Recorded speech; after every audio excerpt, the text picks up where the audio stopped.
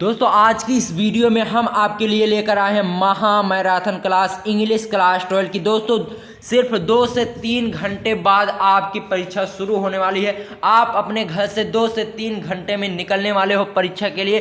30 मार्च आज है दोस्तों। आज आपके लिए मैराथन क्लास हम लेकर आए हैं। इस क्लास को अगर आप देख लेते हो तो ऑल ग्रामर टॉपिक्स आपके क्लियर हो जाएंगे। तो चलिए बिना समय गवाते हुए हम आज की इस वीडियो को शुरू करते हैं। इससे पहले आपसे एक रिक्वेस्ट है कि आपने अभी तक अगर वीडियो को लाइक नहीं किया है तो वीडियो को लाइक जरूर करें। मिलते हैं आपसे। चलिए बिना समय गवाते हुए हम आज की इस वीडियो को शुरू करते हैं।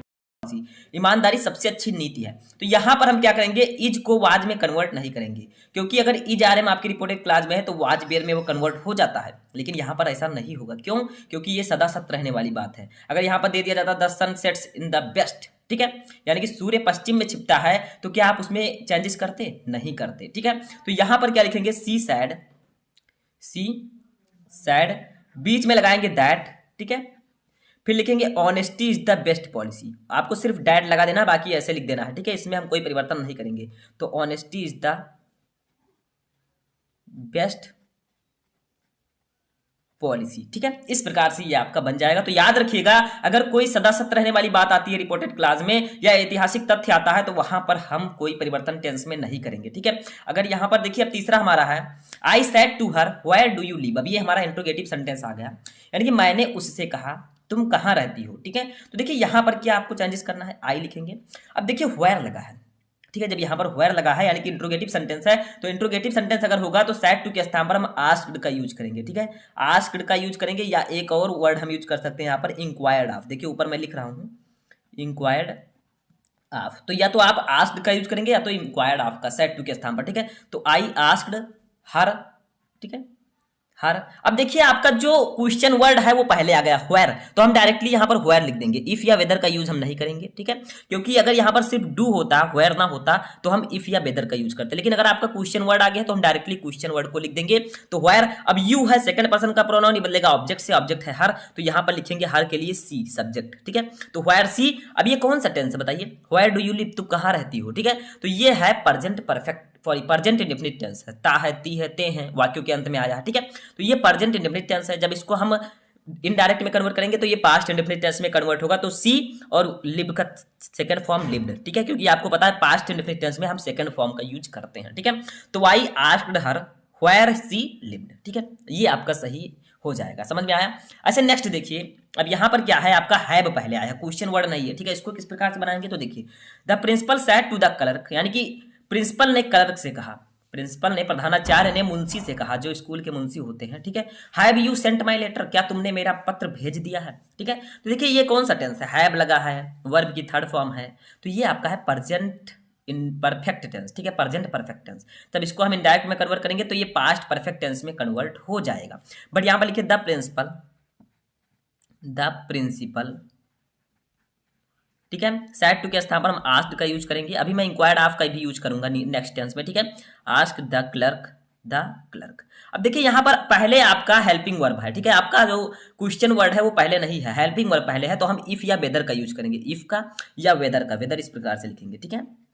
तो कुछ भी आप यूज कर सकते हैं। तो इफ, अब देखिए यू सेकंड पर्सन का प्रोनाउन है, बदलेगा द क्लर्क से, तो द क्लर्क के लिए हम यूज करेंगे ही, ठीक है। तो इफ ही, अब देखिए यहां पर हैव है, ये प्रेजेंट परफेक्ट टेंस है, जब हम इसे पास्ट परफेक्ट टेंस में कन्वर्ट करेंगे तो हैड का यूज करेंगे। तो ही हैड सेंट, माई के स्थान पर क्या होगा, माई है फर्स्ट पर्सन का प्रोनाउन, ये बदलेगा सब्जेक्ट से, सब्जेक्ट है द प्रिंसिपल, प्रिंसिपल के लिए हम अपने की अंग्रेजी लिखेंगे हिज, ठीक है। तो हिज लेटर, ठीक है, हिज लेटर, यहां से भी आप समझ सकते हैं। देखिए यहां पर पहले यू था, ठीक है, तो यहां पर मैंने he had sent his letter, ठीक है, समझ में आ गया। तो इसी प्रकार से आपको कन्वर्ट करना है। ऐसे चलिए पांचवा देखते हैं।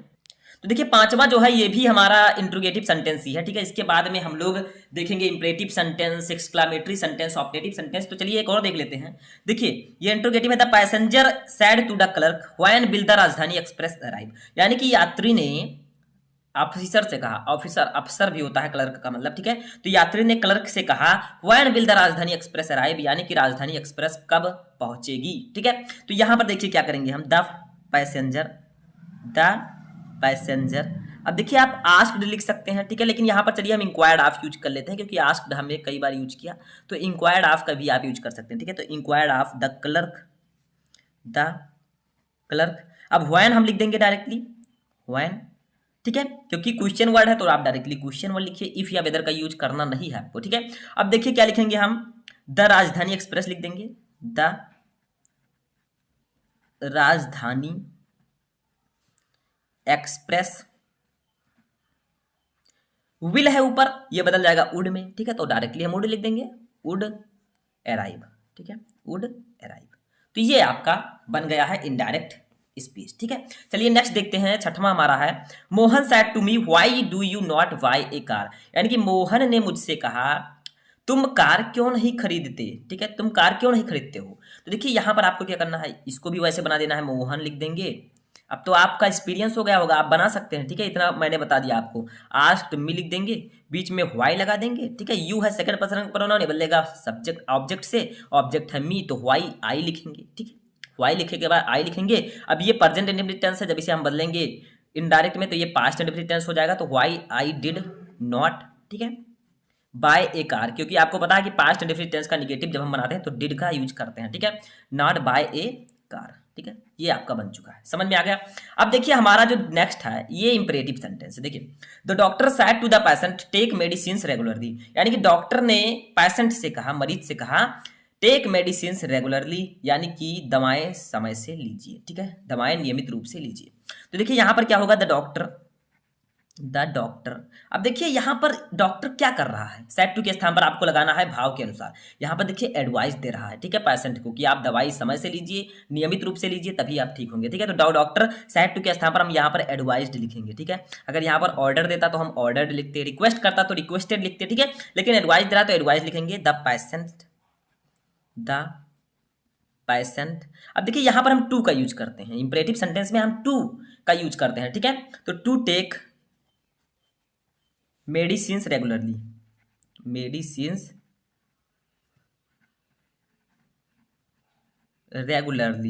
ठीक है, अब ये आपका सही हो जाएगा। चलिए नेक्स्ट देखते हैं, आठवां हमारा है, he said please wait here till I return, यानी कि उसने कहा कृपया यहां रुकें जब तक मैं नहीं आता, ठीक है, जब तक मैं वापस नहीं आता, कृपया यहां रुकें जब तक कि मैं वापस नहीं आता, ठीक है। तो यहां पर क्या करेंगे, देखिए ही, अब देखिए यहां पर आपको क्या करना है, ध्यान देना है आपको, ठीक है। यहां पर क्या कहा जाए, प्लीज लगा है, प्लीज लगा है, इसका मतलब ये रिक्वेस्ट कर रहे हैं, क्योंकि प्लीज रिक्वेस्ट का एक सिंबल है, ठीक है, तो रिक्वेस्टेड लिखेंगे, ही रिक्वेस्टेड, ठीक है। अब देखिए उसने कहा कृपया यहां रुकें जब तक कि मैं नहीं आता, तो किससे कहा, उसने मुझसे कहा, तो यहां पर हम मी का यूज कर सकते हैं, देखिए मी हो या ना हो आपको अपना दिमाग लगाना है यहाँ पर थोड़ा सा, और मी लिखना है, ठीक है, ही रिक्वेस्टेड मी, ठीक है। उसके बाद में आपको लिखना है टू, बाकी ऐसे लिख देना है wait here, to wait here till I return, ठीक है। He requested me to wait here till I, sorry I यहां पर हम नहीं यूज करेंगे, क्यों, क्योंकि देखिए आई है फर्स्ट पर्सन का प्रोनाउन, नहीं बोलेगा सब्जेक्ट से, सब्जेक्ट है ही, तो यहां पर हम ही का यूज करेंगे, ठीक है, समझ में आया। ये सब आपको ध्यान देना, छोटी छोटी चीजें। तो he requested me to wait here till he return, ठीक है, समझ में आ गया। चलिए नेक्स्ट क्वेश्चन देखते हैं। तो देखिए एक और हमारा इंपरेटिव सेंटेंस का है क्वेश्चन, उसके बाद में हम एक्सक्लामेटरी सेंटेंसेस को देखेंगे। देखिए my father said to me do not laugh at the old beggar, यानी कि मेरे पिताजी ने मुझसे कहा बूढ़े भिखारियों पर मत हंसो, ठीक है, उनका मजाक मत बनाओ। तो लिखिए माय फादर, अब देखिए ये एडवाइस दे रहे हैं, ठीक है, माय फादर एडवाइज्ड मी, देखिए वो एडवाइस दे रहे हैं कि बूढ़े भिखारियों पर मत हंसो, ठीक है, तो माय फादर एडवाइज्ड मी। अब यहाँ पर हम टू का यूज करते हैं, लेकिन डोंट लिखा है तो हम लिखेंगे नॉट टू, पहले नॉट लिखेंगे तब टू लिखेंगे, not to laugh at the old beggar, ठीक है, ये आपका बन चुका है। चलिए नेक्स्ट देखते हैं, अभी ये हमारा एक्सक्लामेटरी सेंटेंस है, इसमें बोधक वाक्य देखिए, the player said hurrah we have won the match, यानी कि खिलाड़ियों ने कहा हमने मैच जीत लिया है, ठीक है। अब देखिए यहाँ पर ये एक्सक्लामेशन मार्क लगा होगा, इससे आप पहचान सकते हैं कि ये एक्सक्लामेटरी सेंटेंस है। तो लिखेंगे द प्लेयर, अब यहां पर हम यूज करेंगे एक्सक्लैम्ड विथ जॉय, ठीक है, एक्सक्लैम्ड विथ जॉय, क्यों हमने जॉय के यूज किया, क्योंकि इन्होंने मैच जीत लिया, खुशी की बात है तो हमने जॉय यूज किया। अगर दुख का बात होगा तो सॉरो लिखते हैं यहाँ पर, एक्सक्लेम्ड विथ सॉरो, ठीक है। तो जिस प्रकार से आपका है, अगर मान लीजिए आश्चर्य का बात है तो the player exclaimed with wonder लिखेंगे, ठीक है। तो एक्सक्लेम्ड विथ के साथ आपको लिखना है, तो the player exclaimed with Joy. अब यहाँ पर हम यूज करेंगे दैट का, ठीक है। दैट, वी बदल जाएगा दे में, वी बदल जाएगा दे में। देखिए यहाँ पर प्लेयर्स रहेगा, सॉरी मैंने यहाँ पर गलती थोड़ी सी की, द प्लेयर्स यानी कि कई प्लेयर हैं, ठीक है। तो आप लोग अगर बी फर्स्ट पर्सन का प्रोनाउन है बदलेगा सब्जेक्ट से, सब्जेक्ट है प्लेयर्स, तो कई प्लेयर है तो हम दे का यूज करेंगे, वैसे बी दे में कन्वर्ट होता है, ठीक है। तो दे, अब यहाँ पर लिखेंगे we have won the match, हमने मैच जीत लिया है। कौन सा टेंस है, ये है प्रेजेंट परफेक्ट टेंस। जब हम इसे इनडायरेक्ट में कन्वर्ट करेंगे तो ये पास्ट परफेक्ट टेंस में कन्वर्ट हो जाएगा, तो दे हैव के स्थान पर हैड हो जाएगा, वन द मैच आपका हो जाएगा, ठीक है, वन द मैच, ठीक है। ये हमारा बन चुका है। चलिए 11 नंबर देखते हैं question. The passenger sad how fast the train is going, यानी कि यात्री ने कहा कितनी तेज ट्रेन जा रही है, ठीक है, ट्रेन कितनी तेज जा रही है। अब देखिए यहां पर हम कैसे बनाएंगे, तो लिखेंगे द पैसेंजर, द पैसेंजर, ठीक है। अब यहां पर देखिए एक्सक्लेम्ड विथ, एक्सक्लेम्ड विथ। अब देखिए यहां पर क्या है, यहां पर यात्री को आश्चर्य हो रहा है कि कितनी तेज ट्रेन जा रही है, ठीक है। तो यहां पर हम वंडर का यूज करेंगे, एक्सक्लेम्ड विथ वंडर दैट। अब अगर इस प्रकार से how fast the train is going, तो हम इसको इस प्रकार से बनाएंगे, द ट्रेन वाज गोइंग, देखिए इज है तो वाज में बदल जाएगा, was going very fast, very fast, ठीक है। तो the passenger exclaimed with wonder that the train was going very fast, ठीक है। ये आपका बन गया, समझ में आया। नेक्स्ट हमारा है जो कि ऑप्टेटिव सेंटेंस है। देखिए my friend sad may you stand first, यानी कि मेरे मित्रों ने मुझसे कहा भगवान करे तुम फर्स्ट आओ, ठीक है, यानी कि क्लास में तुम फर्स्ट आओ। तो देखिए यहां पर क्या लिखेंगे, my friend, my friend, sorry मैं फिर से लिख देता हूं, माई फ्रेंड, माई फ्रेंड्स, ठीक है। अब देखिए यहां पर ये विश कर रहे हैं, ये फ्रेंड्स जो हैं ये विश कर रहे हैं कि तुम फर्स्ट आओ, ठीक है। तो यहां पर हम विश्ड का यूज करेंगे, माई फ्रेंड विश्ड, फिर डैट लगाएंगे। यू है सेकंड पर्सन का प्रोनाउन, बदलेगा ऑब्जेक्ट से। ऑब्जेक्ट यहां पर क्या है, देखिए मेरे मित्रों ने मुझसे कहा तुम फर्स्ट आओ, ठीक है। तो मुझसे कहा, तो यहां पर हम आई लिखेंगे, ठीक है, यहां पर हम आई लिखेंगे, में बदल जाएगा माइट में। देखिए कुछ आपको दिमाग का भी यूज करना है, ठीक है, किससे कहा होगा, मुझसे कहा होगा, ठीक है। तो माइट आई का यूज कर देंगे, तो I might stand first, stand first, ठीक है। तो ये आपका इनडायरेक्ट में कन्वर्ट हो चुका है, समझ में आ गया। देखिए student, 10 most important synthesis of sentences. अब सिंथेसिस को पढ़ने से पहले हमें ये पता होना चाहिए कि सिंथेसिस होता क्या है, ठीक है। What is synthesis of sentences. तो देखिए सिंथेसिस का मतलब होता है दो या दो से अधिक सेंटेंसेस को जोड़कर एक सेंटेंस में कन्वर्ट करना, ठीक है, बट मीनिंग नहीं बदलना चाहिए। जैसे देखिए फर्स्ट यहां पर हमारा क्वेश्चन है, रीता फाउंड हर पेन, ठीक है, यानी कि रीता को उसकी कलम मिल गई। देखिए ये एक सेंटेंस है।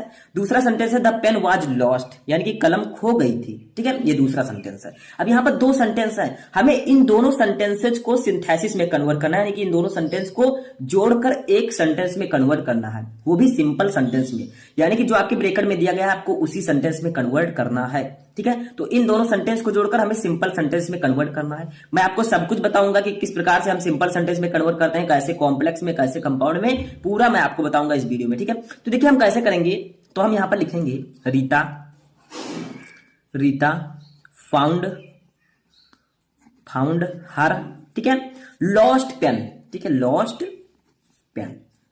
अब देखिए मैंने इसको सिंपल सेंटेंस में कन्वर्ट कर दिया, दोनों सेंटेंस को जोड़ भी दिया और मीनिंग भी नहीं बदला। ऊपर क्या था, रीता को उसकी कलम मिल गई, कलम खो गई थी, ठीक है। नीचे क्या है, रीता को उसकी खोई हुई कलम मिल गई, ठीक है। तो दोनों सेम है, अर्थ इनका सेम है, बट ये आपका सिंपल सेंटेंस में कन्वर्ट हो चुका है। देखिए रीता फाउंड हर, यहां पर लॉस्ट लिख दीजिए, पेन लिख दीजिए, ये आपका सेंटेंस बन चुका है।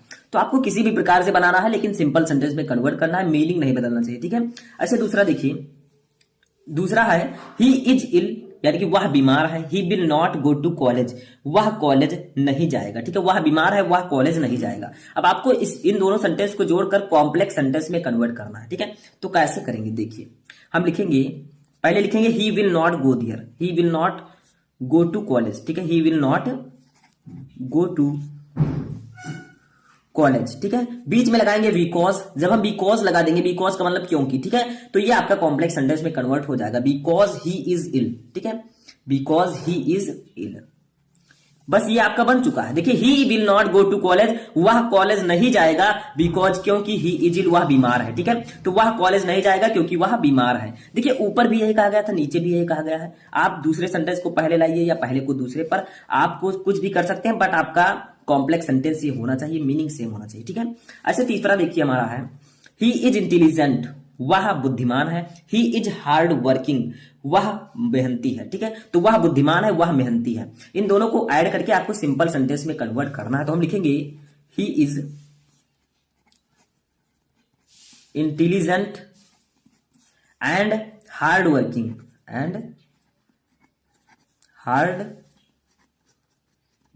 ठीक है, he is intelligent and hard working, यानी कि वह बुद्धिमान और मेहनती है। ठीक है, तो देखिए ऊपर क्या था, वह बुद्धिमान है, वह मेहनती है। नीचे क्या है, वह बुद्धिमान और मेहनती है। सिंपल है। ठीक है, मैंने यहां पर एंड लगाकर दोनों को जोड़ दिया।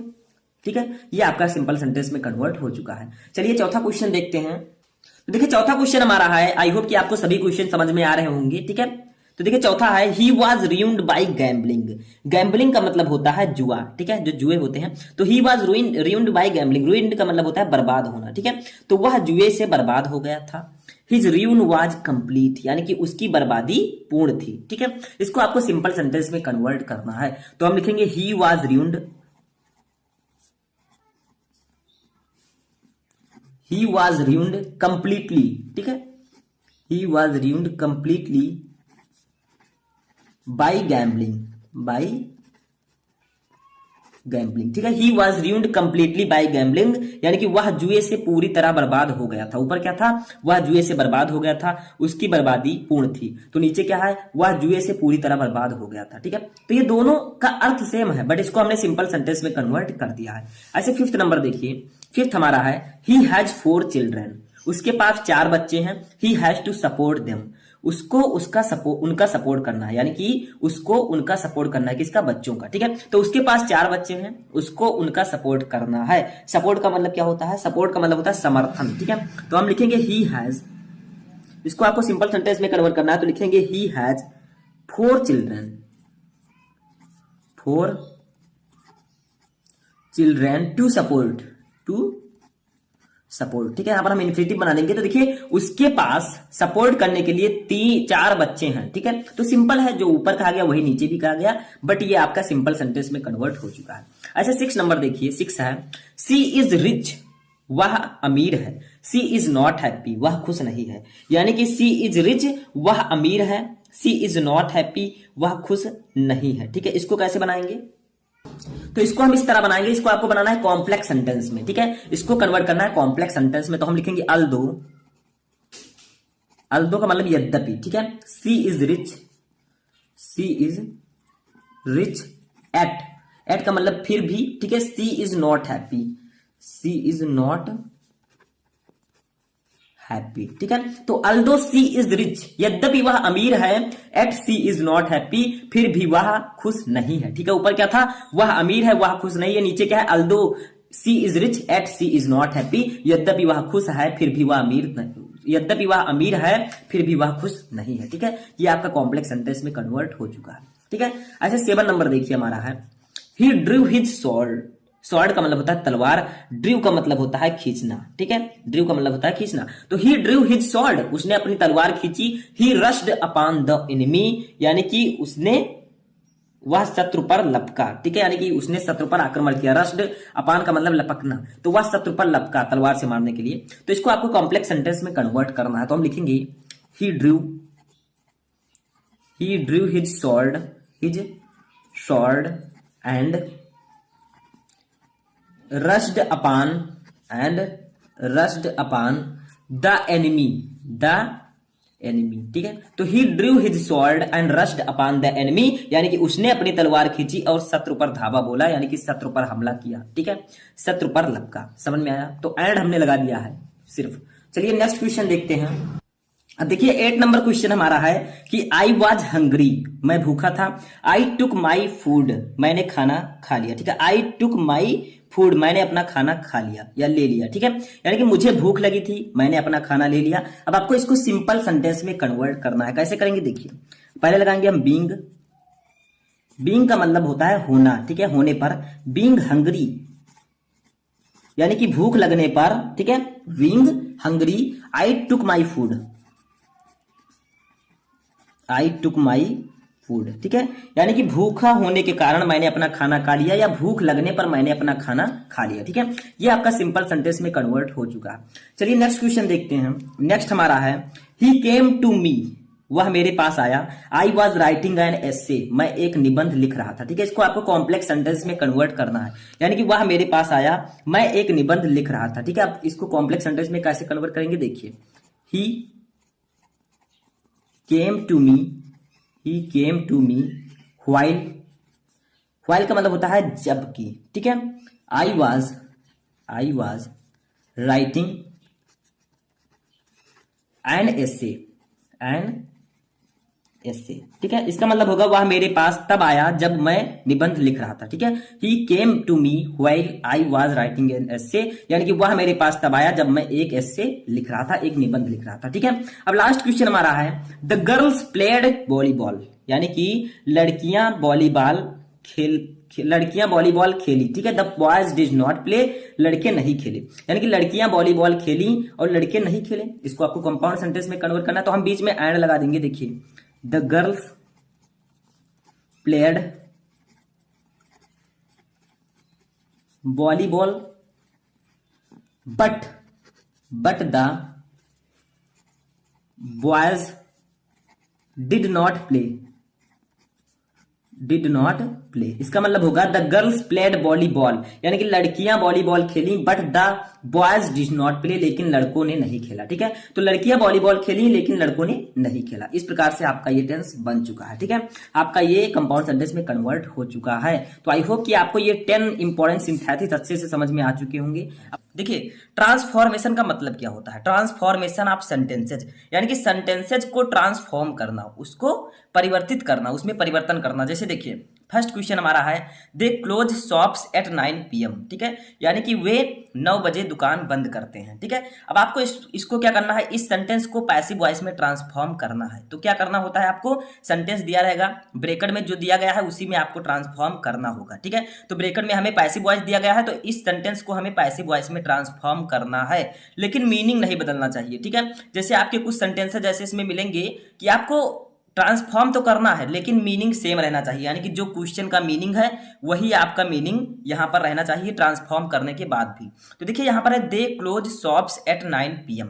अब सबसे पहले आपको ये पहचानना है पैसिव वॉइस बनाते समय कि ये कौन सा टेंस है। तो देखिए वे 9 बजे दुकान बंद करते हैं, तो ता है ती है अगर लास्ट में आता है वाक्य के, तो ये प्रेजेंट इंडेफिनिट टेंस है, ठीक है। तो पैसिव वॉइस जब आप बनाएंगे तो सबसे पहले ऑब्जेक्ट आपको लिखना होगा, क्या बंद करते हैं, कौन बंद करते हैं, वे, तो ये हो गया सब्जेक्ट, क्या बंद करते हैं, दुकान, तो दुकान हो गया आपका ऑब्जेक्ट, ठीक है। तो हम लिखेंगे शॉप्स, पहले ऑब्जेक्ट लिखेंगे। जब हम पैसिव वॉइस बनाते हैं किसी भी सेंटेंस का तो सबसे पहले हम ऑब्जेक्ट को लिखते हैं, ठीक है। तो शॉप्स हमने लिखा, द शॉप्स, ठीक है, या आप शॉप्स भी लिख सकते हैं, they close shops at 9 PM, ठीक है। तो लिखेंगे हम शॉप्स। अब देखिए अगर ये आपका प्रेजेंट इंडेफिनिट टेंस है तो यहाँ पर इज आरएम का यूज होगा प्लस वर्ब की थर्ड फॉर्म का यूज होगा, ठीक है। तो यहाँ पर शॉप्स के साथ आर लगेगा, ठीक है। तो शॉप्स आर, अब क्लोज का थर्ड फॉर्म आपको लिखना है क्योंकि क्लोज है वर्ब, वर्ब का हमें थर्ड फॉर्म लिखना है, तो क्लोज का थर्ड फॉर्म हो जाएगा क्लोज्ड, ठीक है। क्लोज का CLO या CD, ठीक है। तो आप अच्छे से लिख दीजिएगा, चलिए मैं लिख देता हूं। तो शॉप्स आर क्लोज्ड, ठीक है। अब बाई लगाकर आपको सब्जेक्ट लिखना है, तो बाई लिखेंगे हम, सब्जेक्ट आपका दे है तो दे के लिए हम यहां पर यूज करेंगे देम, ठीक है, बाई देम। अब लिख देंगे लास्ट में एट 9 AM, ठीक है, एट 9 PM, ठीक है। तो इस प्रकार से हमारा ये सेंटेंस बन चुका है। देखिए they close shops at 9 PM, यानी कि वे 9 बजे दुकान बंद करते हैं। इसको पैसिव वॉइस में कन्वर्ट करना है तो सबसे पहले आपको ऑब्जेक्ट लिखना है, तो शॉप्स लिखेंगे ऑब्जेक्ट, फिर हम इज आरएम का यूज करेंगे क्योंकि प्रेजेंट इंडेफिनिट टेंस को जब हम पैसिव वॉइस बनाते हैं तो इज आरएम का यूज करते हैं प्लस वर्ब की थर्ड फॉर्म, ठीक है। तो इसके साथ आर का यूज होगा, क्लोज्ड, बाई लगाकर सब्जेक्ट को लिखेंगे तो बाई देम एट 9 PM, ठीक है। इस प्रकार से आपको पैसिव वॉइस में कन्वर्ट करना होता है। सेकंड देखिए, सेकंड हमारा है he is too weak to lift this weight, ठीक है। इसका मतलब होगा कि वह इतना वजन उठाने के लिए बहुत कमजोर है। देखिए ही इज टू वीक, वह बहुत कमजोर है, टू लिफ्ट दिस वेट यानी कि इस भार को उठाने के लिए, तो वह इतना वजन या इस भार को उठाने के लिए बहुत कमजोर है, ठीक है। इसमें आपको करना क्या है, रिप्लेस टू बाई सो, यानी कि इस टू को हटाकर सो को रिप्लेस करना है, हमें टू को हटाकर सो का यूज करना है। तो हम लिखेंगे यहां पर ही is so week, so weak. अब जब हम सो का यूज करेंगे तो यहां पर लिखेंगे दैट, ठीक है, that he can not, he can not, बाकी लिफ्ट दिस वेट लिख देंगे, ठीक है, लिफ्ट दिस वेट, ठीक है। तो he is so weak that he can not lift this weight, ठीक है। यानी कि जब आप टू को हटाएंगे तो सो का यूज जब आप करेंगे तो वीक लिखना है, फिर डैट लगाकर कैन नॉट का यूज करना है, ठीक है। तो यहां पर मैंने वही किया है। तो he is so weak that he can not lift this weight, यानी कि वह इतना कमजोर है कि वह यह भार नहीं उठा सकता, ठीक है। ऐसे थर्ड वाला देखिए हमारा है, no other flower is so sweet as the rose, यानी कि इसका मतलब होगा गुलाब की तरह, गुलाब की तरह प्यारा कोई और फूल नहीं है। देखिए no other flower is so sweet as the rose, यानी कि गुलाब की तरह प्यारा कोई और फूल नहीं है, ठीक है। तो इसको आपको सुपरलेटिव डिग्री में कन्वर्ट करना है क्योंकि ये पॉजिटिव डिग्री में है। तो हम यहां पर लिखेंगे the rose, the rose is the sweetest flower, is the sweetest flower, ठीक है। यानी कि गुलाब सबसे प्यारा फूल है, ठीक है। The rose is the sweetest flower, यानी कि गुलाब सबसे प्यारा फूल है। तो देखिए दा लिखकर हमने ईएसटी लगा दिया स्वीट में, ये आपका सुपरलेटिव डिग्री में कन्वर्ट हो चुका है। समझ में आया? चलिए नेक्स्ट क्वेश्चन देखते हैं। तो देखिए नेक्स्ट क्वेश्चन हमारा है कि कीप क्लीन योर सराउंडिंग्स, यानी कि अपने चारों तरफ, ठीक है, अपने आसपास सफाई रखें, ठीक है, अपने आसपास साफ रखें। तो इनटू पैसिव वॉइस, यानी कि आपको इसको पैसिव वॉइस में कन्वर्ट करना है। तो देखिए ये इंपरेटिव सेंटेंस है। अब इंपरेटिव सेंटेंस को जब आप पैसिव वॉइस में कन्वर्ट करेंगे तो पहले लेट लिखेंगे हम, ठीक है, लेट, फिर लिखेंगे योर, देखिए योर सराउंडिंग्स, ठीक है, लेट योर सराउंडिंग्स, सराउंडिंग्स, ठीक है। अब यहां पर वी का यूज करेंगे, जब हम इंपरेटिव सेंटेंस को पैसिव वॉइस में कन्वर्ट करेंगे तो सबसे पहले लेट का यूज करेंगे, फिर हम योर सराउंडिंग्स, ठीक है, फिर वी का यूज करेंगे, उसके बाद में लिखेंगे केप्ट, वर्ब की थर्ड फॉर्म, तो कीप का थर्ड फॉर्म होगा केप्ट, ठीक है, केप्ट क्लीन, ठीक है, केप्ट क्लीन। तो अपने आसपास साफ रखें, ठीक है। तो let your surroundings be kept clean, इस प्रकार से आपका पैसिव वॉइस बनेगा।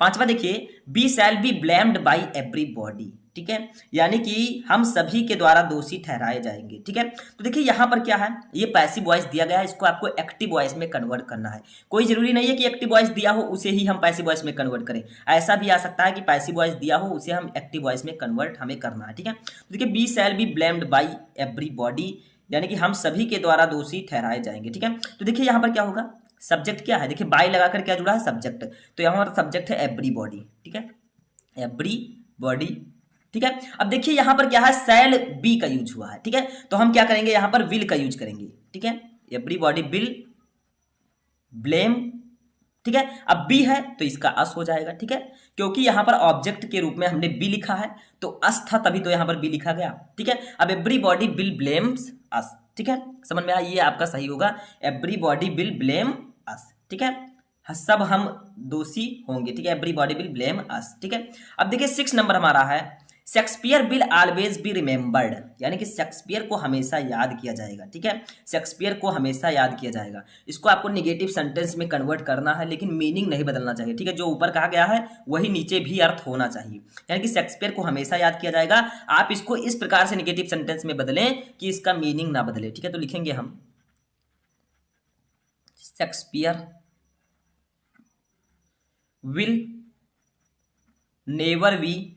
नेवर बी फॉरगॉटन, ठीक है, फॉरगॉटन, ठीक है, यानी कि Shakespeare will never be forgotten, इसका मतलब होगा कि शेक्सपियर को कभी नहीं भुलाया जा सकेगा। ऊपर क्या था, शेक्सपियर को हमेशा याद रखा जाएगा, नीचे क्या है, शेक्सपियर को कभी नहीं भुलाया जा सकेगा, ठीक है। तो देखिए दोनों का मीनिंग सेम है, बट इसको हमने निगेटिव सेंटेंस में कन्वर्ट कर दिया है क्योंकि यहां पर नेवर का यूज कर दिया गया, ठीक है, शेक्सपियर को कभी भुलाया नहीं जा सकेगा, ठीक है।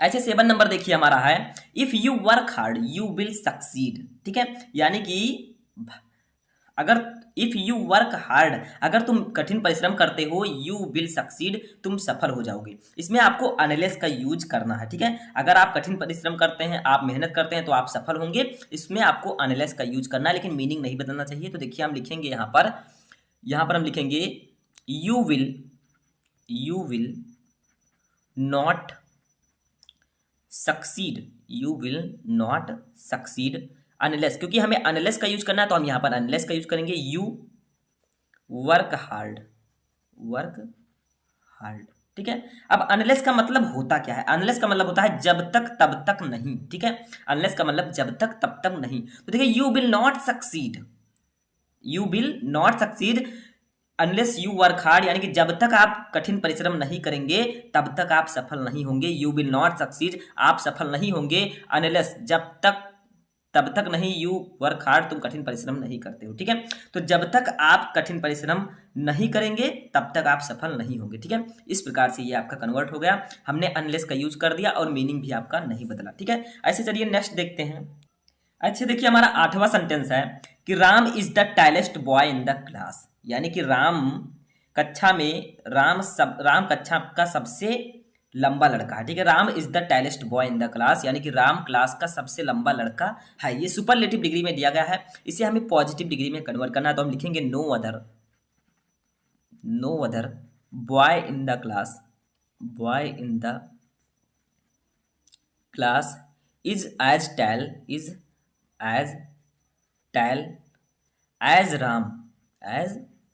राम, ठीक है। यानी कि no other boy in the class is as tall as Ram, यानी कि क्लास में कोई अन्य लड़का राम जितना लंबा नहीं है, ठीक है। No other boy in the class is as tall as Ram, अभी ये आपका पॉजिटिव डिग्री में कन्वर्ट हो चुका है, ठीक है। ऐसे नेक्स्ट देखिए, very few poets of India bear as great as Rabindranath Tagore, यानी कि भारत के बहुत कम कवि रविंद्रनाथ टैगोर जितने महान थे, ठीक है। तो यहां पर आपको इसे सुपरलेटिव डिग्री में कन्वर्ट करना है, ये पॉजिटिव डिग्री में है। तो हम लिखेंगे Rabindranath Tagore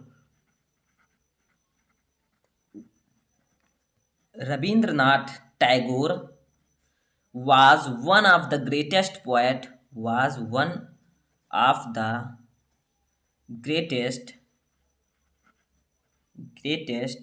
poets of India, ठीक है। यानी कि Rabindranath Tagore was one of the greatest poet of India, यानी कि रविंद्रनाथ टैगोर भारत के महानतम कवियों में से एक थे, ठीक है। तो इस प्रकार से आपको सुपरलेटिव डिग्री में कन्वर्ट करना है। लास्ट क्वेश्चन हमारा है ही फाउंड हिम डिसऑनेस्ट, यानी कि उसने उसे बेईमान पाया। ही फाउंड हिम डिसऑनेस्ट, उसने उसे बेईमान पाया। अब इसको आपको निगेटिव सेंटेंस में कन्वर्ट करना है, लेकिन मीनिंग नहीं बदलना चाहिए। तो हम लिखेंगे he did not find him honest, ठीक है।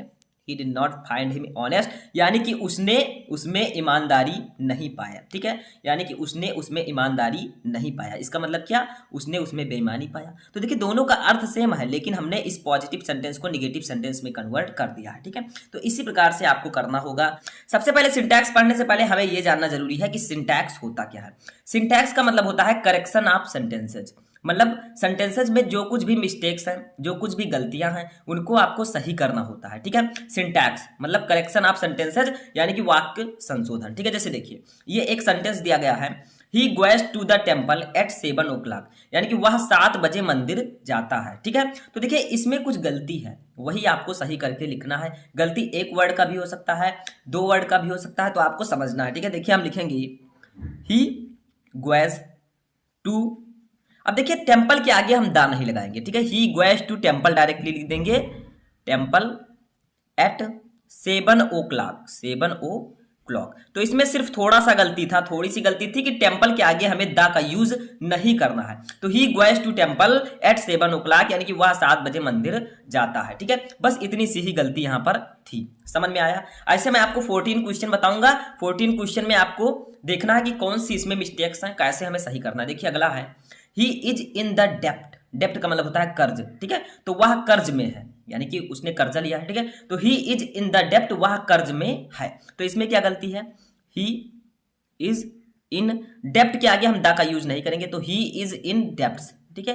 ही इज इन डेप्ट्स, यानी कि वह कर्ज में है, ठीक है। समझ में आया। अच्छा थर्ड देखिए, एक एक क्वेश्चन आपको ध्यान से समझना है, ठीक है। ही डाइड फ्रॉम फीवर, यानी कि वह बुखार से मर गया, ठीक है। वह बुखार से मर गया। तो देखिए यहां पर क्या गलती है, देखिए डाइड के साथ हमेशा ऑफ का यूज किया जाता है, से की अंग्रेजी के लिए, ठीक है। तो यहां पर फ्रॉम का यूज नहीं करेंगे, तो ही डाइड ऑफ फीवर, ठीक है। अब फीवर के स्थान पर कॉलरा भी आ सकता है, मलेरिया भी आ सकता है, टाइफाइड भी आ सकता है, बट आपको डाइड के साथ ऑफ का यूज करना है। ऐसा भी आ सकता है कि ही डाइड फ्रॉम मलेरिया, तो आपको ही डाइड ऑफ मलेरिया लिख देना है, ठीक है। तो वैसे यहाँ पर है ही डाइड फ्रॉम फीवर, तो यहाँ पर आपको लिखना है ही डाइड ऑफ फीवर, वह बुखार से मर गया, ठीक है। तो डाइड के साथ ऑफ का यूज आपको करना है। ऐसे फोर्थ नंबर देखिए, फोर्थ है the car is parked on the gate, यानी कि कार गेट पर खड़ी है, ठीक है। अब देखिए इसमें कौन सी गलती है, तो लिखेंगे द कार इज पार्कड, ठीक है, is parked.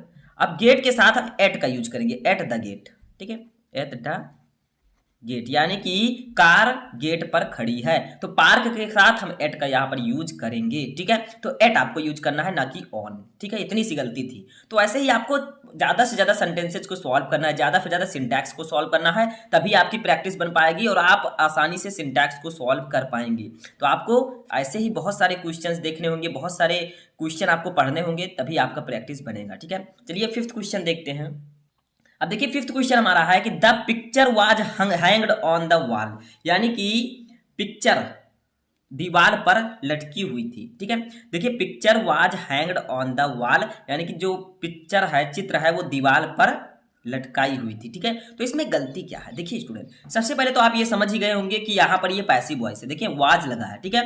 The picture was hanged, was के साथ वर्ब का थर्ड फॉर्म लगा, यानी कि इसको आपको पास्ट इंडेफिनिट टेंस का पैसिव वॉइस यहाँ पर बनाया गया है, ठीक है। समझ में आया। किसने लटकाई थी पता नहीं है, और पिक्चर दीवार पर लटकी हुई थी, किसने लटकाई थी, सब्जेक्ट इसमें नहीं है, ठीक है। तो हम लिखेंगे द पिक्चर वाज। अब देखिए इसमें थोड़ी सी गलती है, हैंग का थर्ड फॉर्म होता है हंग, ठीक है, बट यहां पर हैंग्ड लिखा गया है। देखिए हैंग का थर्ड फॉर्म होता है हंग्ड, ठीक है, समझ में आया। तो यहां पर ये होगा ऑन द वॉल, बाकी आपका सही है, ठीक है, ऑन द वॉल। तो the picture was hung on the wall, देखिए हैंग का थर्ड फॉर्म हंग होता है, हैंग्ड नहीं। तो आपको ये भी देखना है, ठीक है, छोटी छोटी चीजें आपको देखनी है। ऐसे 6 नंबर देखिए, तो शायद आप लोगों को पता हो। देखिए mathematics are not an easy subject, यानी कि मैथमेटिक एक सरल सब्जेक्ट नहीं है, ठीक है। तो इसमें गलती क्या है, देखिए स्टूडेंट, मैथमेटिक एक सब्जेक्ट है, ये प्लूरल है, सॉरी सिंगुलर है, तो इसके साथ हम आर का यूज नहीं करेंगे, हम इज का यूज करेंगे, ठीक है। तो mathematics is not an easy subject, क्योंकि मैथमेटिक एक सब्जेक्ट है, ठीक है। तो ये सिंगुलर है। ऐसे फिजिक्स दे दिया गया, तब भी आप लोग लिख देंगे एस देखकर, यस देखकर आपको नहीं लिखना, आपको ये समझना कि ये सिंगुलर है या प्लूरल है। अब physics are not an easy subject, तो आप लोग यहाँ पर इज आपको कर देना है, ठीक है, क्योंकि मैथमेटिक्स एक सब्जेक्ट है। तो mathematics is not an easy subject, N easy subject, ठीक है। अब ये आपका सही है, समझ में आया। ऐसे 7 नंबर देखिए, हार्ड वर्क इज की फॉर सक्सेस, यानी कि कठिन परिश्रम सफलता की कुंजी है, ठीक है, कठिन परिश्रम सफलता की कुंजी है। इसमें गलती क्या है, देखिए हम लिखेंगे हार्ड वर्क इज की, फॉर के स्थान पर हम टू का यूज करेंगे, टू सक्सेस। तो हार्ड वर्क इज की टू सक्सेस, यानी कि कठिन परिश्रम सफलता की कुंजी है, ठीक है। तो यहां पर फॉर के स्थान पर हम टू का यूज करेंगे, इतनी सी गलती थी, ठीक है। ऐसे 8 नंबर देखिए हमारा है, वी मस्ट हेल्प पुअर्स, हमें गरीबों की सहायता करनी चाहिए। इसमें गलती क्या है, देखिए हम लिखेंगे we must help the poor, poor के स्थान पर हम द पुअर लिख देंगे, ठीक है, ये आपका सही है। We must help the poor, हमें गरीबों की सहायता करनी चाहिए। अब ये आपका सही है, ठीक है। तो हेल्प के साथ आपको द का यूज करना है, पुअर्स में से यस को हटा देना है, तो we must help the poor, हमें गरीबों की सहायता करनी चाहिए। तो इतनी सी गलती थी आप में, ठीक है। अब देखिए 9 नंबर देखिए, ही वॉज एंग्री अपॉन मी, वह मुझसे नाराज था, ठीक है, ही वॉज एंग्री अपॉन मी, वह मुझसे नाराज था। इसमें क्या गलती है, आप लिखिए ही वॉज एंग्री, अपान नहीं, एंग्री के साथ हम विथ का यूज करते हैं, ठीक है, विथ मी, तो वह मुझसे नाराज था, he was angry with me. तो यहां पर अपॉन के स्थान पर आपको विथ का यूज करना है, ठीक है। तो यही सब गलतियां छोटी छोटी होती है, जैसे डाइड के साथ आपको ऑफ का यूज करना है, एंग्री के साथ विथ का यूज करना है, लॉफ के साथ एट का यूज करना है, ठीक है। तो इस प्रकार से आपको यूज करना। चलिए नेक्स्ट क्वेश्चन देखते हैं। अब देखिए 10 नंबर क्वेश्चन हमारा है, main work because they may earn a living, यानी कि आदमी काम करते हैं, ठीक है, क्योंकि दे में अर्न ये लिविंग, वे अपना जीविका कमा सकें, यानी कि वे अपना जीविकोपार्जन कर सकें, अपनी जीविका कमा सकें। तो देखिए यहाँ पर क्या गलती है, मैन वर्क लिखेंगे, मैन वर्क। अब देखिए बिकॉज आपको नहीं लगाना है, क्योंकि सो दैट यहां पर लिखना है। सो दैट का मतलब होता है ताकि, ठीक है। तो main work so that they may earn ये लिविंग, अर्न ये लिविंग, ठीक है। तो आदमी काम करते हैं, मनुष्य काम करते हैं ताकि वे अपनी जीविका कमा सकें। दे में अर्न ये लिविंग, वे अपनी जीविका कमा सकें और अपना गुजारा कर सकें, ठीक है। तो मेन वर्क सो दैट, यहां पर बिकॉज के स्थान पर सो दैट का यूज करना है, ठीक है। अच्छा 11 नंबर देखिए, sun rises in the east, यानी कि सूर्य पूर्व में निकलता है, ठीक है। इसमें गलती है, मैं आपको पहले बता चुका हूं, सन के आगे दा लगेगा तो द सन, ठीक है। राइजेज इन, ईस्ट के आगे भी दा लगेगा तो इन द ईस्ट, ठीक है। तो the sun rises in the east, यानी कि सूर्य पूरब में निकलता है, ठीक है। The sun rises in the east. Next question हमारा है, he told me that he will go there, यानी कि उसने मुझे बताया कि वह वहां जाएगा। He told me that he will go there, इसमें क्या गलती है देखिए। ही टोल्ड मी, देखिए ये आपका इनडायरेक्ट स्पीच बना है, सेड टू के स्थान पर हमने टोल्ड का यूज किया है, तो आप लोगों को सही लिखना है दैट ही। अब आपको पता है कि जब हम इनडायरेक्ट में कन्वर्ट करते हैं तो विल वुड में कन्वर्ट हो जाता है, तो यहाँ पर वुड रहेगा, ठीक है। वुड गो देयर, बस इतना सा गलती था यहाँ पर। देखिए हमने टोल्ड का यूज किया, मी का यूज किया, दैट का भी यूज किया, तो विल के स्थान पर हम वुड का यूज करेंगे, सिंपल है, ठीक है। तो he told me that he would go there, समझ में आया? इस प्रकार से आपको बनाना है। 13 नंबर देखिए, दिस फूड टेस्ट स्वीटली, यानी कि यह भोजन मीठा लगता है, ठीक है। दिस फूड टेस्ट स्वीटली, इसमें गलती क्या है देखिए, यहां पर हम लिखेंगे दिस फूड टेस्ट स्वीट, ठीक है। स्वीटली हम नहीं लिखेंगे, स्वीट लिखेंगे, यानी कि यह भोजन मीठा लगता है या यह भोजन मीठी लगती है, ठीक है। तो इस प्रकार से आपका ये बन जाएगा।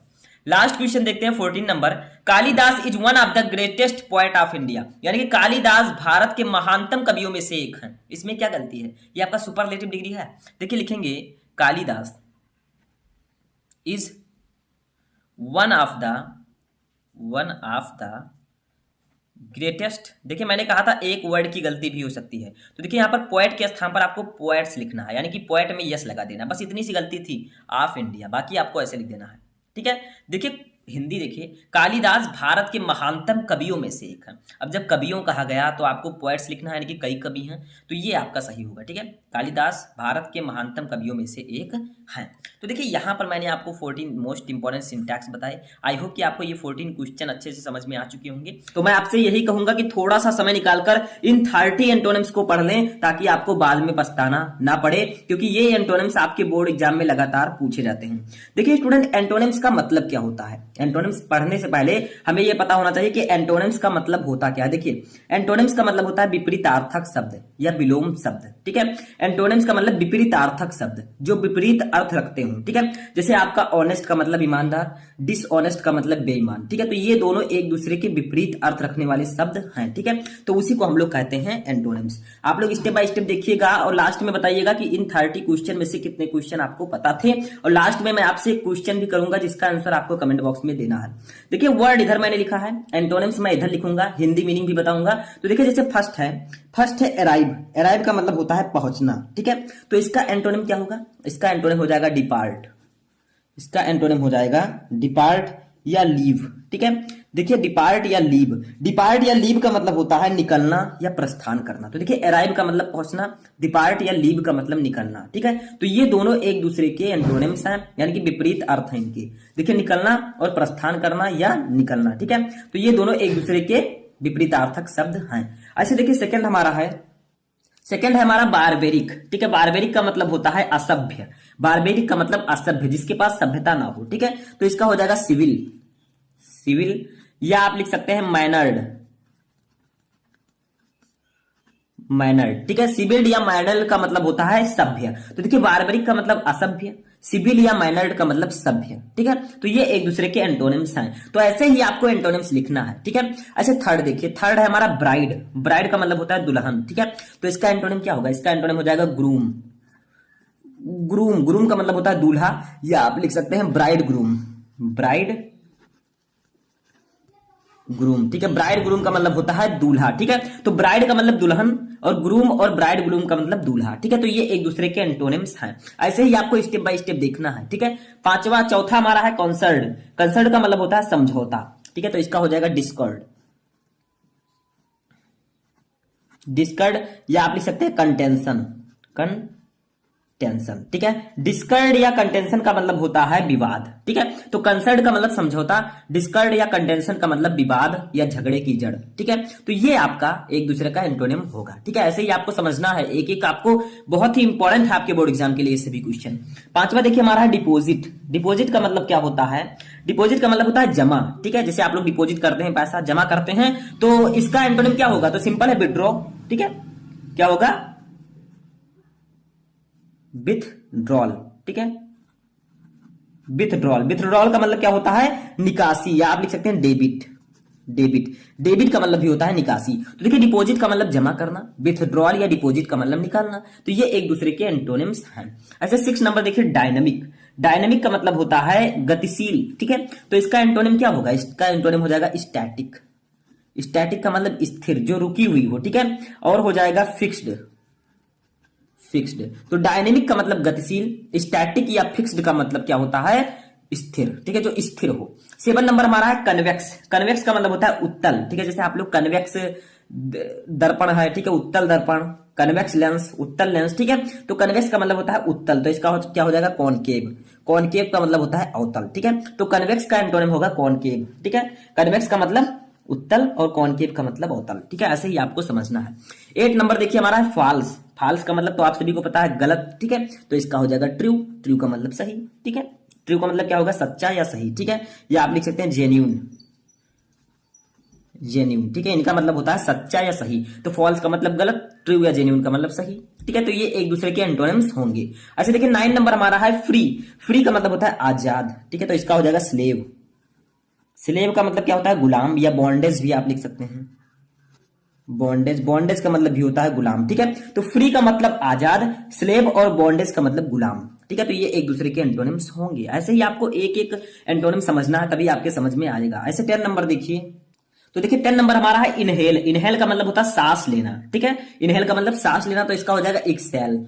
एक्सहेल का मतलब होता है सांस छोड़ना। तो इनहेल का मतलब सांस लेना और एक्सहेल का मतलब सांस छोड़ना, या आप इसका लिख सकते हैं ब्रीथ आउट, ब्रीथ आउट, ठीक है। इसका मतलब भी होता है सांस छोड़ना। तो इनहेल का मतलब सांस लेना, एक्सहेल का मतलब सांस छोड़ना, ठीक है। तो ये एक दूसरे के विलोम शब्द होंगे, विपरीतार्थक शब्द होंगे, या एंटोनिम्स होंगे, ठीक है। चलिए 11 नंबर क्वेश्चन देखते हैं।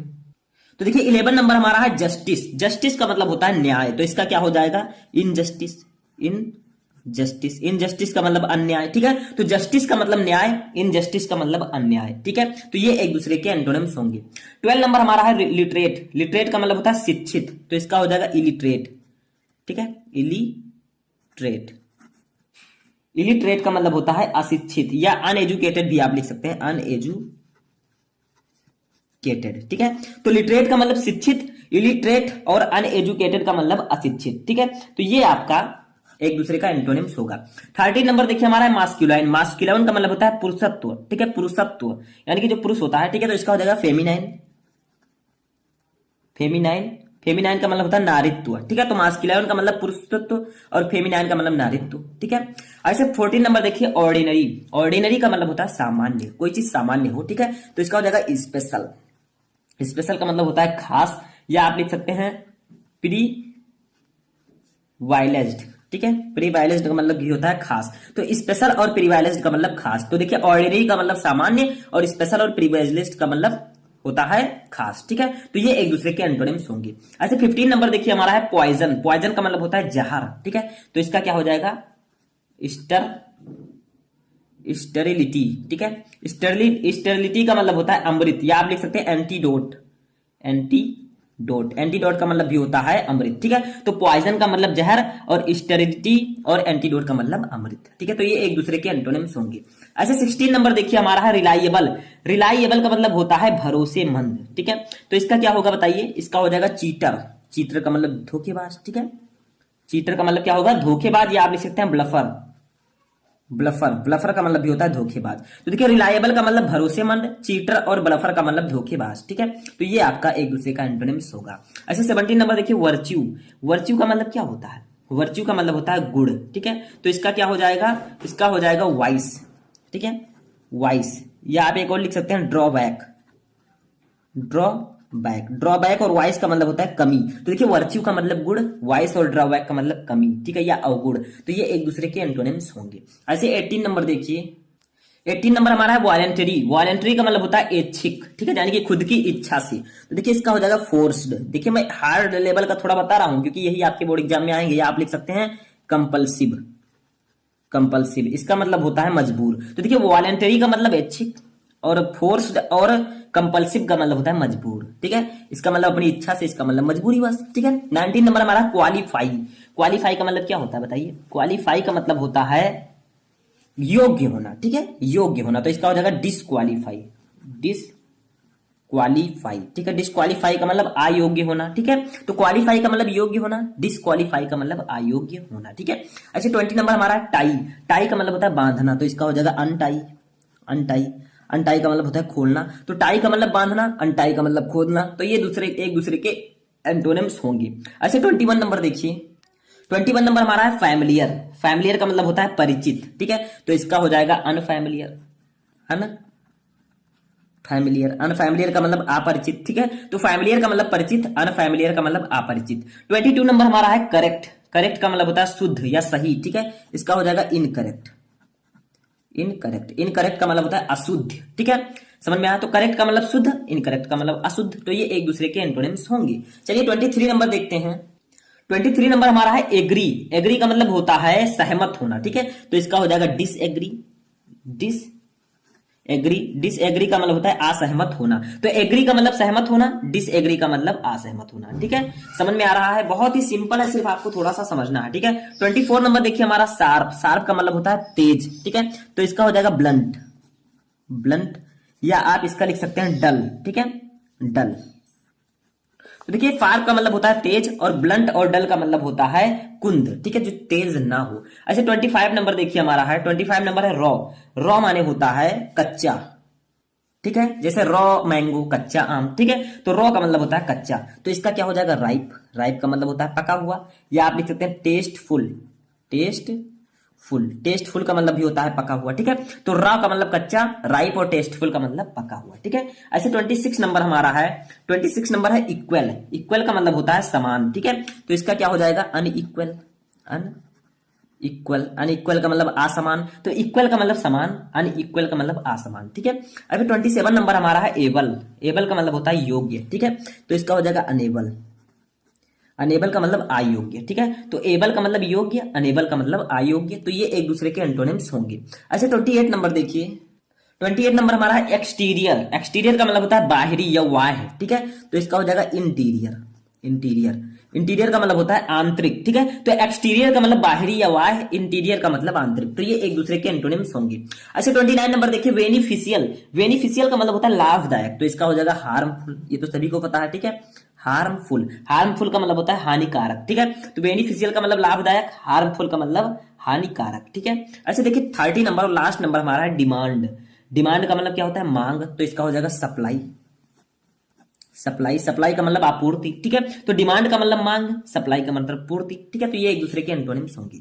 आई होप कि आपको ये 30 एंटोनिम अच्छे से समझ में आ चुके होंगे। एक क्वेश्चन मैं आपसे करूंगा जिसका आंसर आपको कमेंट बॉक्स में देना है। क्वेश्चन क्या है कि answer in the comment box आपको दीजिए कि डिजीज का एंटोनिम्स क्या होगा। What is the antonyms of disease. अब डिजीज का मतलब तो आपको पता है रोग होता है, ठीक है। इसका एंटोनिम्स आपको कमेंट बॉक्स में बताना है। देखते हैं कितने स्टूडेंट डिजीज का सही आंसर बता पाते हैं, सही एंटोनिम बता पाते हैं। देखिए इधर मैंने वर्ड लिखा है, इधर सिनोनिम्स लिखा है, ठीक है। जैसे देखिए सिनोनिम्स का मतलब क्या होता है। सिनोनिम्स पढ़ने से पहले हमें ये पता होना चाहिए कि सिनोनिम्स का अर्थ होता क्या। देखिए सिनोनिम्स का मतलब होता है समानार्थी शब्द, ठीक है, जिनके अर्थ समान हो। जैसे देखिए फर्स्ट हमारा है एब्डिकेट। एब्डिकेट का मतलब होता है त्यागना, ठीक है। तो इसका सिनोनिम क्या होगा? इसका सिनोनिम हो जाएगा लीव, ठीक है। इसका सिनोनिम हो जाएगा लीव या फॉर सेक। लीव और फॉर सेक, इसका मतलब भी होता है त्यागना, यानी कि एब्डिकेट का मतलब भी त्यागना, लीव का मतलब भी त्यागना और फॉर सेक का मतलब भी त्यागना, ठीक है। तो ये देखिए वर्ड तो अलग अलग है लेकिन इनके अर्थ समान है। तो इसे हम लोग समानार्थी शब्द कहते हैं और इंग्लिश में सिनोनिम्स, ठीक है। तो जैसे एब्डिकेट का सिनोनिम क्या होगा? लीव और फॉर सेक। आप दोनों में से किसी एक को लिख सकते हैं, ठीक है। इनका मतलब भी होता है त्यागना। दूसरा देखिए हमारा है एड। एड का मतलब होता है सहायता, ठीक है। एड का मतलब क्या होता है? सहायता या मदद, ठीक है। तो बताइए हेल्प का मतलब क्या होता है? हेल्प का मतलब भी होता है सहायता या मदद। तो देखिए दोनों वर्ड अलग अलग है, बस इनके अर्थ समान है, ठीक है, तो इसे ही हम कहेंगे सिनोनिम्स। तो ऐड का सिनोनिम होगा हेल्प, या हेल्प का पूछा जाए तो आप ऐड लिख सकते हैं, ठीक है। ऐसे थर्ड देखिए हमारा है अटेन। अटेन का मतलब होता है प्राप्त करना, ठीक है, तो इसका क्या हो जाएगा, इसका हो जाएगा एक्वायर। एक्वायर, एक्वायर का मतलब भी प्राप्त करना, और अचीव, अचीव तो शायद आप लोगों को पता ही हो, ठीक है, अचीव का मतलब भी होता है प्राप्त करना, ठीक है। तो अटेन का सिनोनिम क्या होगा, एक्वायर या अचीव, ठीक है, इनका मतलब भी होता है प्राप्त करना। ऐसे फोर्थ नंबर देखिए हमारा है बेन। बेन का मतलब होता है अभिशाप या श्राप, ठीक है, तो इसका हो जाएगा कर्स। कर्स या हार्म, इसका मतलब भी होता है अभिशाप, ठीक है, तो बेन का मतलब भी अभिशाप, और कर्स और हार्म का मतलब भी अभिशाप। अच्छा फिफ्थ नंबर देखिए हमारा बेनिफिट। बेनिफिट का मतलब होता है लाभ। तो बताइए प्रॉफिट का मतलब क्या होता है, प्रॉफिट का मतलब भी होता है लाभ, ठीक है, या एक और आप लिख सकते हैं गेन।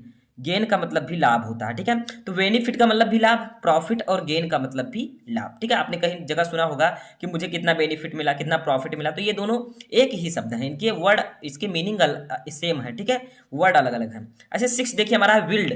बिल्ड का मतलब क्या होता है, देखिए ध्यान से आप एक एक क्वेश्चन समझिएगा तभी आपके समझ में आएगा, ठीक है।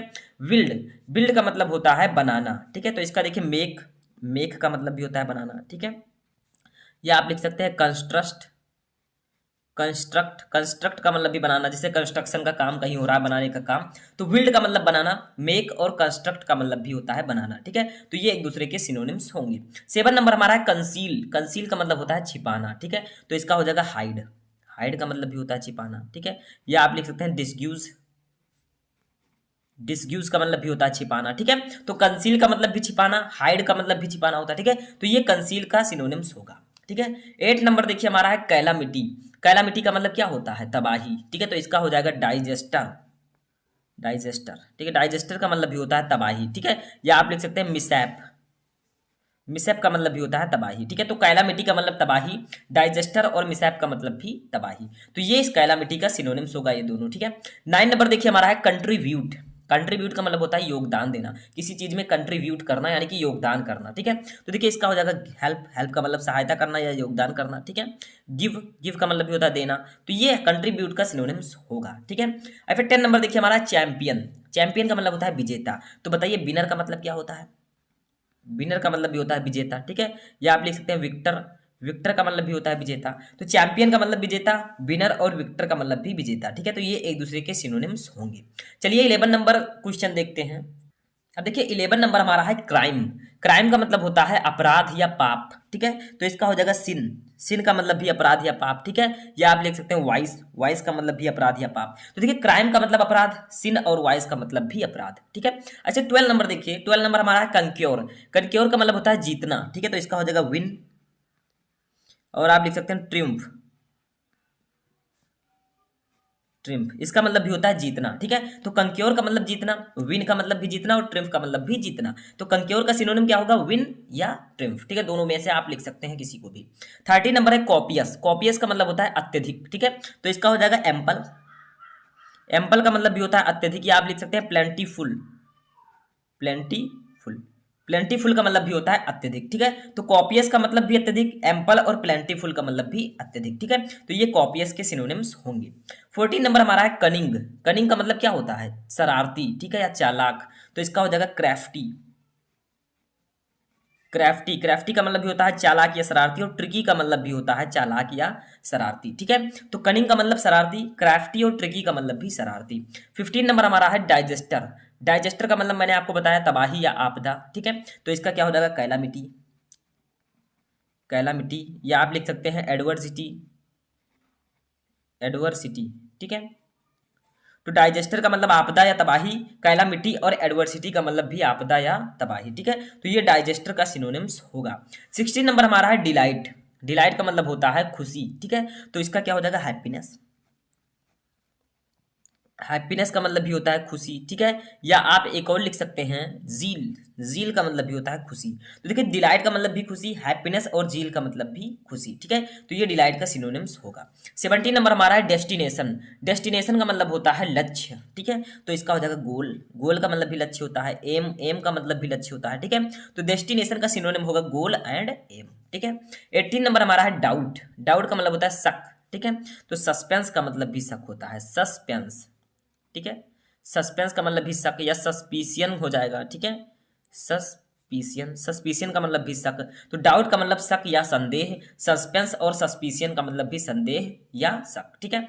19 नंबर हमारा है एरर। एरर का मतलब होता है गलती, ठीक है। तो देखिए मिस्टेक का मतलब भी गलती होता है, मिस्टेक लिख सकते हैं या आप लिख सकते हैं फॉली, इसका मतलब भी होता है गलती, ठीक है। 20 नंबर हमारा है इफर्ट। इफर्ट का मतलब क्या होता है प्रयास, ठीक है। तो इसका हो जाएगा ट्राई, ट्राई का मतलब भी प्रयास होता है, ठीक है। अटेम्प्ट, अटेम्प्ट का मतलब भी प्रयास, ठीक है। तो इफर्ट का मतलब प्रयास, ट्राई और अटेम्प्ट का मतलब भी प्रयास, तो ये इफर्ट का सिनोनिम्स होगा। 21 नंबर हमारा देखिए है क्वेश्चन एंथ्यूजिज्म, ठीक है। एंथ्यूसिज्म का मतलब होता है उत्साह, तो देखिए जील का मतलब भी उत्साह होता है, या आप लिख सकते हैं स्पिरिट, स्पिरिट का मतलब भी उत्साह, ठीक है। तो ये एंथ्यूजिज्म का सिनोनिम्स होगा। 22 नंबर हमारा है इनॉर्मस। देखिए 22 नंबर जो है क्वेश्चन है मोस्ट इंपॉर्टेंट है, ये है इनॉर्मस। इनॉर्मस का मतलब विशाल या बड़ा, ठीक है। तो देखिए ह्यूज का मतलब भी होता है विशाल या बड़ा, ह्यूज शॉर्ट, ठीक है। ट्रेमेंडस भी आप लिख सकते हैं, ट्रेमेंडस, ट्रेमेंडस का मतलब भी होता है विशाल या बड़ा, ठीक है। तो इनॉर्मस का मतलब भी विशाल या बड़ा, ह्यूज और ट्रेमेंडस का मतलब भी विशाल या बड़ा। 23 नंबर हमारा क्वेश्चन है ग्रीफ। ग्रीफ का मतलब होता है कष्ट, ठीक है, या दुख, तो इसका हो जाएगा सॉरो। सॉरो का मतलब भी कष्ट या दुख होता है। पेन भी आप लिख सकते हैं, पेन का मतलब भी कष्ट या दुख, ठीक है। तो ग्रीफ का मतलब कष्ट या दुख, सॉरो और पेन का मतलब भी कष्ट या दुख, ठीक है। तो ये ग्रीफ का सिनोनिम्स होगा। 24 नंबर हमारा है हैप्पी। हैप्पी का मतलब होता है खुश, ठीक है। तो इसका हो जाएगा चीयरफुल, चीयरफुल, ठीक है। या एक और आप लिख सकते हैं हैप्पी का जीलफुल, जीलफुल, ठीक है। तो हैप्पी मतलब खुश, चीयरफुल और जीलफुल का मतलब भी खुश, ठीक है। तो ये आपका हैप्पी का सिनोनिम्स होगा। चलिए नेक्स्ट क्वेश्चन देखते हैं। अब देखिए 25 नंबर क्वेश्चन जो हमारा है ये भी मोस्ट इंपॉर्टेंट है आपके बोर्ड एग्जाम के लिए। क्वेश्चन है हैबिट। हैबिट का मतलब होता है आदत, ठीक है। तो इसका हो जाएगा रूटीन। देखिए रूटीन का मतलब भी आदत होता है, ठीक है। रूटीन या आप लिख सकते हैं एक और एडिक्शन, एडिक्शन का मतलब भी आदत होता है, ठीक है। तो हैबिट का मतलब भी आदत, रूटीन और एडिक्शन का मतलब भी आदत। 26 नंबर हमारा है हॉटी। हॉटी का मतलब होता है घमंडी, ठीक है। तो इसका हो जाएगा प्राउड। प्राउड का मतलब भी होता है घमंडी, ठीक है। या एक और आप लिख सकते हैं प्राउड के साथ साथ एरोगेंट, ठीक है। एरोगेंट, एरोगेंट का मतलब भी होता है घमंडी। तो हॉटी का मतलब भी घमंडी, प्राउड और एरोगेंट का मतलब भी घमंडी। 27 नंबर हमारा है आइडियल। आइडियल का मतलब होता है आदर्श, ठीक है। तो इसका हो जाएगा मॉडल। मॉडल का मतलब भी आदर्श या स्टैंडर्ड आप लिख सकते हैं, स्टैंडर्ड, ठीक है। इसका मतलब भी होता है आदर्श। 28 नंबर क्वेश्चन हमारा है काइंड। काइंड का मतलब होता है दयालु, ठीक है। तो इसका हो जाएगा जेंटल। जेंटल का मतलब भी दयालु, या आप लिख सकते हैं मर्सीफुल। मर्सीफुल का मतलब भी दयालु, ठीक है। तो काइंड का मतलब भी दयालु, जेंटल और मर्सीफुल का मतलब भी दयालु, यानी कि ये दोनों काइंड के सिनोनिम्स होंगे। ऐसे उल्टा अगर पूछा जाए, जैसे मान लीजिए आपसे जेंटल का पूछ लिया गया तो आप काइंड लिख सकते हैं, ठीक है। मर्सीफुल का पूछ लिया गया तो आप जेंटल और काइंड दोनों लिख सकते हैं, ठीक है। और फिर 29 नंबर देखिए हमारा है लेजी। लेजी का मतलब होता है आलसी, ठीक है। तो इसका हो जाएगा आइडल। आइडल का मतलब भी आलसी, या एक और आप लिख सकते हैं आइडल के साथ, ठीक है, इनएक्टिव। इनएक्टिव यानी कि जो एक्टिव ना हो, जो दुस्त चुस्त ना हो, उसे भी हम लोग आलसी कहते हैं, ठीक है। तो इनएक्टिव और आइडल आप लिख सकते हैं लेजी का सिनोनिम्स, ठीक है, आलसी। 30 नंबर हमारा है मार्वल। मार्वल का मतलब होता है आश्चर्य, ठीक है। तो देखिए इसका हो जाएगा वंडर। वंडर का मतलब भी आश्चर्य, आप लिख सकते हैं सरप्राइज। सरप्राइज का मतलब भी आश्चर्य, ठीक है। तो मार्वल का मतलब आश्चर्य, वंडर और सरप्राइज का मतलब भी आश्चर्य। 31 नंबर हमारा है प्रीकेरियस। प्रीसेरियस का मतलब क्या होता है, इसका मतलब होता है खतरनाक, ठीक है। तो देखिए इसका क्या हो जाएगा डेंजरस। डेंजरस का मतलब भी खतरनाक, ठीक है। या आप लिख सकते हैं रिस्की। रिस्की का मतलब भी खतरनाक, तो प्रीसेरियस का हो जाएगा डेंजरस एंड रिस्की, ठीक है। 32 नंबर हमारा है रीनोन। रीनोन का मतलब होता है प्रसिद्ध, ठीक है। तो इसका हो जाएगा फेमस। देखिए फेमस का मतलब भी प्रसिद्ध होता है, ठीक है। फेमस लिख सकते हैं या आप लिख सकते हैं प्रेस्टिजियस। प्रेस्टिजियस इसका मतलब भी होता है प्रसिद्ध, ठीक है। तो रीनोन का मतलब प्रसिद्ध, फेमस और प्रेस्टिजियस का मतलब भी प्रसिद्ध, तो ये रीनोन का सिनोनिम्स होगा। 33 नंबर हमारा है रिवरेंस। रिवरेंस का मतलब होता है सम्मान, ठीक है। तो देखिए इसका हो जाएगा ऑनर। ऑनर आप लिख सकते हैं, ऑनर का मतलब भी सम्मान, और रिगार्ड भी लिख सकते हैं, ठीक है। रिगार्ड का मतलब भी सम्मान, तो रिवरेंस का मतलब सम्मान, ऑनर एंड रिगार्ड का मतलब भी सम्मान, ठीक है। 34 नंबर हमारा रिगिड। रिगिड का मतलब होता है सख्त या कठोर, ठीक है। तो इसका हो जाएगा हार्ड। हार्ड का मतलब भी सख्त या कठोर, ठीक है। टफ हो जाएगा।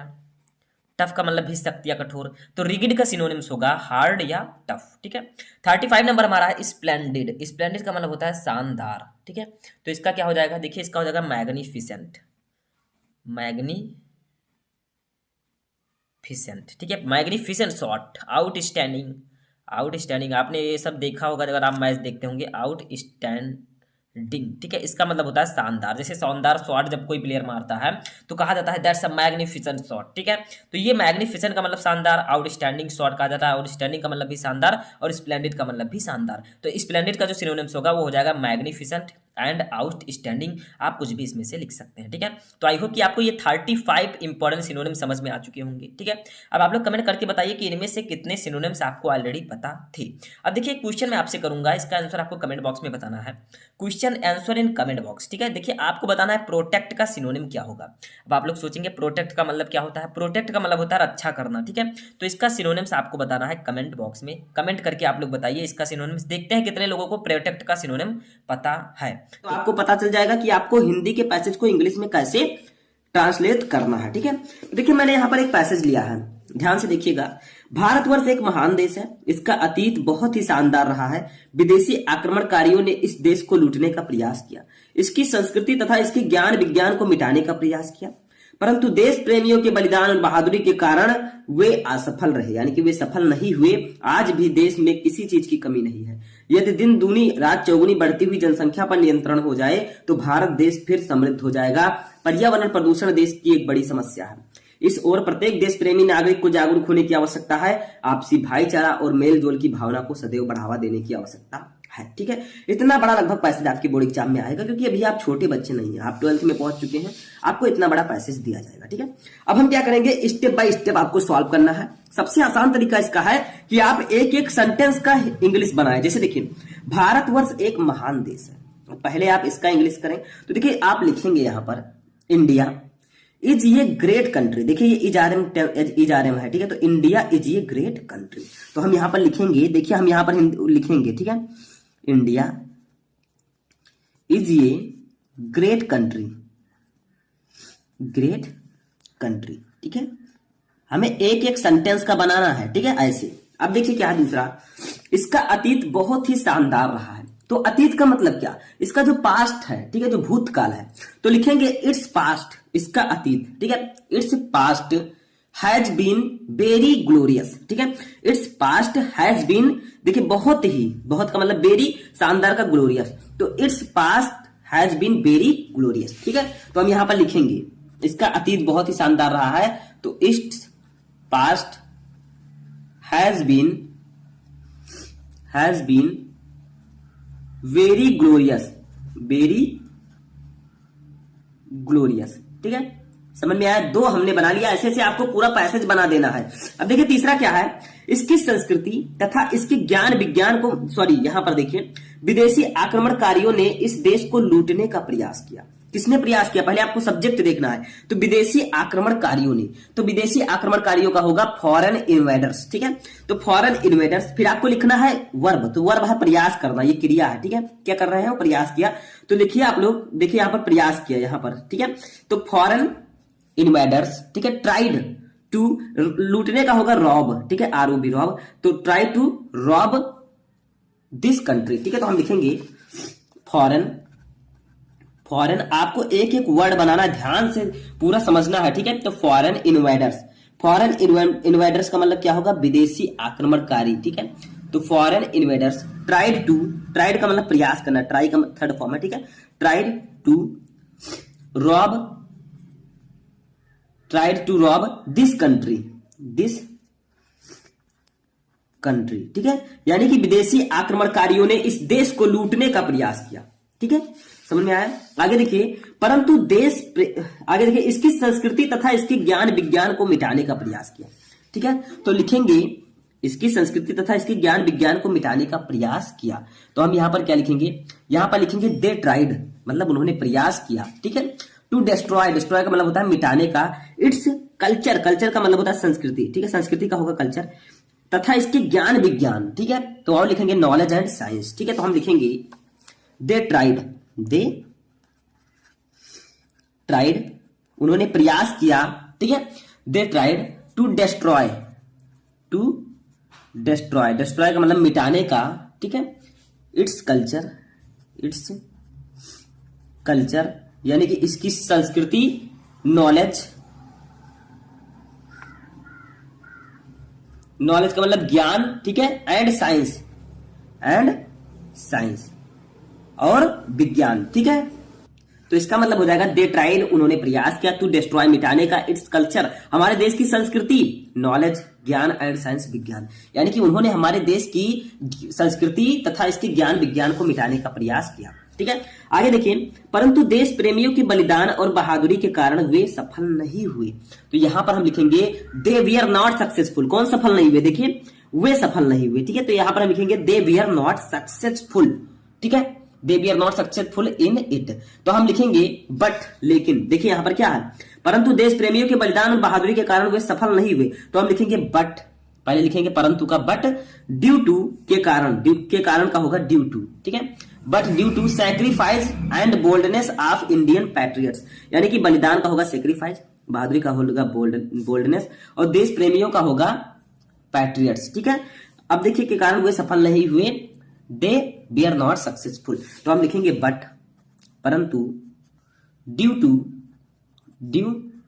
To sacrifice, due to sacrifice यानी कि बलिदान, ठीक है, due to sacrifice and boldness और बहादुरी, end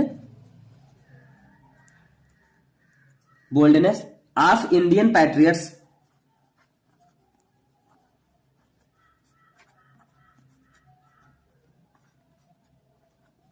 of Indian patriots, they we are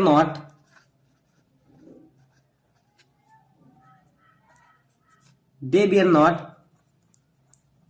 successful in it, ठीक है। देखिए इसका हिंदी यही होगा, देखिए बट, लेकिन, due to sacrifice and boldness यानी कि बहादुरी और बलिदान के कारण आप